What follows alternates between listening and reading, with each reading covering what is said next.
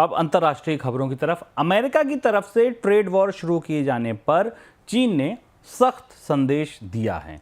America में चीन के दूतावास की तरफ से कहा गया है कि अमेरिका अगर युद्ध चाहता है तो चीन युद्ध खत्म होने तक लड़ाई लड़ेगा, फिर चाहे ट्रेड वॉर हो या कोई दूसरा युद्ध। अमेरिका में चीनी दूतावास के इस संदेश से ऐसे संकेत मिल रहे हैं कि भविष्य में ट्रेड वॉर और भी ज़्यादा गहरा सकता है। सर, चीन की धमकी को कैसे समझा जाए? कितनी गंभीर है ये धमकी ऐसे समय में जब दोनों तरफ से टैरिफ वॉर शुरू हो चुके हैं? चीन पहला देश है जिसने दो टूक होकर इस तरह से ट्रंप को चुनौती दी है इस कार्यकाल में। कनाडा में भी थोड़ा दाएं बाएं करने की कोशिश की, मैक्सिको की तरफ से भी प्रतिक्रिया दी गई, पर चीन के विदेश मंत्रालय के प्रवक्ता का ये सीधा बयान आया। इसके पीछे की बड़ी वजह यह है कि चीन को यह पता है कि उसने जिन चीजों पर टैरिफ लगाया है, यानी ट्रंप के टैरिफ के जवाब में, ट्रंप की कस्टम ड्यूटी के जवाब में कस्टम ड्यूटी लगाई है, वो अमेरिका के उस नर्व पर, उस जगह असर करेगी जिसे संभालना ट्रंप के लिए मुश्किल होगा। क्योंकि ये 2018 में भी हुआ था। चीन ने जो 10 से 15% की ड्यूटी लगाई है वो अमेरिका के कृषि निर्यात पर है, और आपको पता है कि अमेरिका के कृषि निर्यातों का बड़ा बाजार चीन में उपलब्ध है। इसमें chicken, wheat, corn, cotton, sorghum, soybean, pork, beef, vegetables और डेयरी प्रोडक्ट्स है।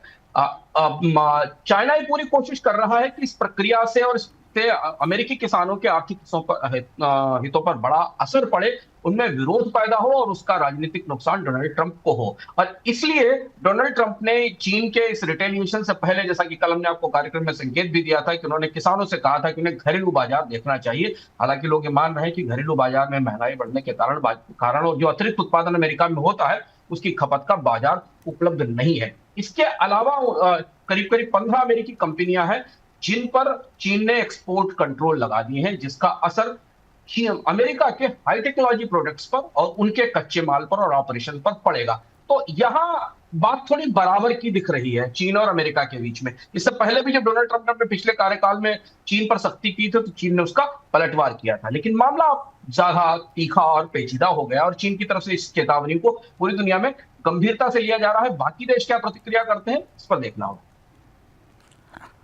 सर, एक सवाल ये था कि जैसे आपने कहा ना कि अभी तक किसी देश ने नहीं कहा, चीन ने सीधे दो टूक कहा, तो जो तेवर हैं ट्रंप के, क्या आपको लगता है इसके बाद कुछ नरम होंगे? ये जो पूरा उन्होंने शुरू किया है ट्रेड वॉर और 2 अप्रैल के बाद भी और ज़्यादा इसको आक्रामक करने के संकेत मिल रहे हैं, आपको लगता है कि इस चेतावनी के बाद या इस धमकी के बाद कुछ तेवर नरम होते दिखेंगे?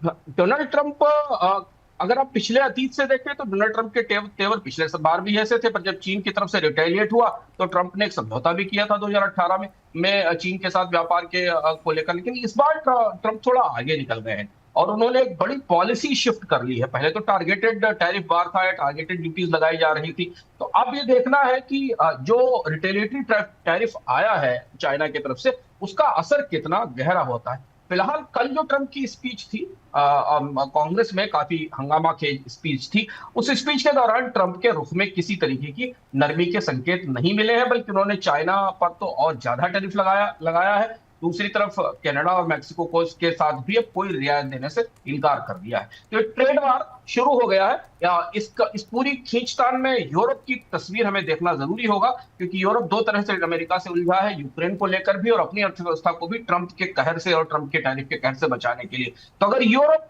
और चाइना ये दोनों मिलकर अमेरिका पर जवाबी कार्रवाई करते हैं तो दुनिया में ट्रेड वार और ज्यादा पेचीदा और ज्यादा जोखिम भरा हो जाएगा।